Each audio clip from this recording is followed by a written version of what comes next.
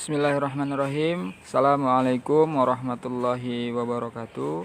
Alhamdulillah, apa kabarnya anak-anak mualim hari ini? Mudah-mudahan kita semua dalam keadaan sehat dan selalu dalam lindungan Allah Subhanahu wa taala. Amin ya rabbal alamin.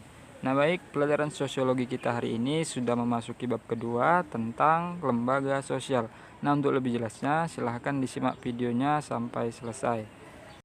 Dalam pengertian sosiologis, lembaga dapat digambarkan sebagai suatu organ yang berfungsi dalam kehidupan masyarakat.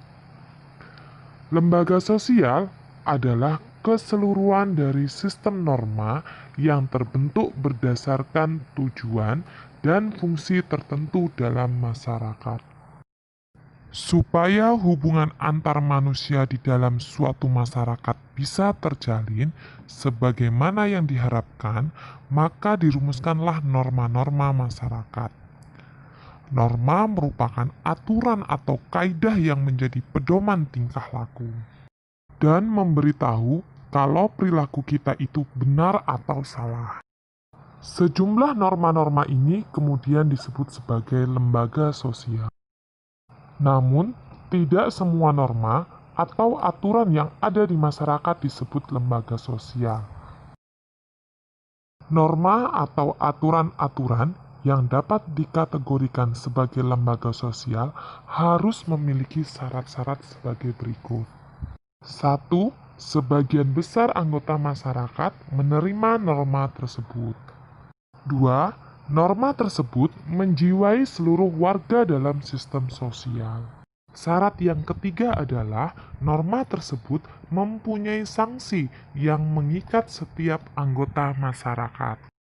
Di dalam masyarakat dikenal beberapa tingkatan norma, yaitu 1. Cara. Cara lebih terlihat pada perbuatan individu dalam masyarakat. Penyimpangan dalam norma cara ini tidak akan mendapat hukuman berat, akan tapi hanya sekedar celaan dan teguran. Contoh tindakan yang melanggar norma ini antara lain, cara seseorang membuang sampah. Jika ada seseorang membuang sampah sembarangan, cenderung mendapat celaan karena melakukan tindakan yang tidak sesuai pada tempatnya. 2. Kebiasaan. Kebiasaan adalah perbuatan yang dilakukan secara berulang-ulang dalam bentuk yang sama. Contohnya, kebiasaan memberi hormat kepada yang lebih tua usianya. Mendahulukan orang yang sudah lanjut usia ketika sedang antri dan sebagainya. Bagi mereka yang melanggar akan dikenakan sanksi sosial berupa teguran. 3. Tata kelakuan. Kebiasaan itu kemudian diterima sebagai patokan atau norma pengatur kelakuan bertindak, maka di dalamnya sudah terdapat unsur pengawasan dan jika terjadi penyimpangan, pelakunya akan dikenakan sanksi. Contoh, jika seorang peserta didik melanggar tata tertib sekolah, akan mendapatkan sanksi atas perbuatannya sesuai dengan tata tertib yang berlaku. 4. Adat istiadat. Tata kelakuan yang semakin kuat mencerminkan kekuatan pola kelakuan masyarakat yang mengikat para anggotanya. Bagi anggota masyarakat yang melanggar adat istiadat, maka ia akan mendapat sanksi sesuai dengan adat istiadat masing-masing. 5. Hukum. Hukum merupakan sekumpulan aturan resmi dan tertulis dalam masyarakat. Hukum berisi ketentuan, perintah, dan larangan yang dibentuk untuk menciptakan suatu keadilan. Pelanggaran terhadap hukum dapat dikenai sanksi tegas berupa kurungan penjara dan denda sesuai ketentuan pengadilan. Aturan-aturan hukum biasanya berbentuk buku tertulis, misalnya Undang-Undang Dasar 1945, Keputusan Presiden, Peraturan Presiden, dan lain-lain. Lembaga sosial memiliki ciri-ciri sebagai berikut. 1. Memiliki tingkat kekekalan tertentu. Lembaga sosial dalam masyarakat cenderung bertahan lama karena terbentuk untuk menciptakan keteraturan sosial.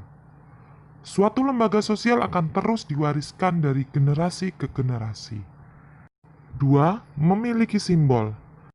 Simbol difungsikan untuk mempermudah seseorang mengingat keberadaan lembaga, visi, misi, dan tujuan yang hendak dicapai.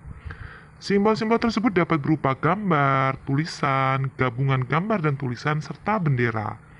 Contoh, logo Tutwuri Handayani yang merupakan simbol dari lembaga pendidikan. 3. Memiliki norma tertulis dan tidak tertulis. Contoh, lembaga pendidikan seperti sekolah terdapat peraturan tertulis yang tercantum dalam tata tertib sekolah. Sedangkan aturan tidak tertulis dalam sekolah misalnya, siswa harus menghormati guru.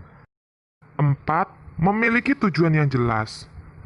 Contoh, lembaga pendidikan bertujuan mencerdaskan kehidupan bangsa. 5. Memiliki alat kelengkapan. Lembaga sosial membutuhkan alat kelengkapan untuk mencapai tujuan. Contoh, TNI membeli berbagai alat utama sistem pertahanan seperti tank, senjata, dan pesawat tempur.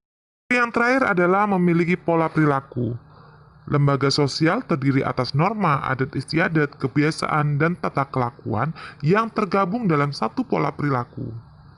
Sebagai contoh, di sekolah terdapat norma dan tata kelakuan yang diberlakukan kepada seluruh warga sekolah agar dipatuhi. Nah, itu tadi merupakan penjelasan mengenai materi kita hari ini tentang lembaga sosial.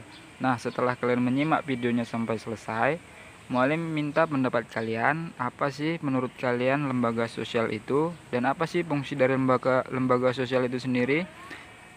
Untuk tugasnya silahkan dikumpulkan hari ini juga. Tetap semangat belajarnya. Assalamualaikum warahmatullahi wabarakatuh.